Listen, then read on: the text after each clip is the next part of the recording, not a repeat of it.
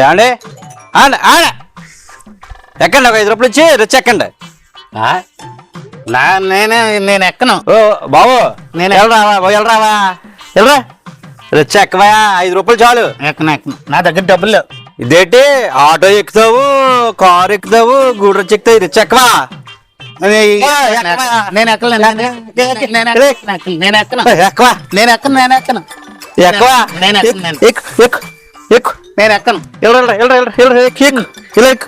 కూర్చోాలా కూర్చో.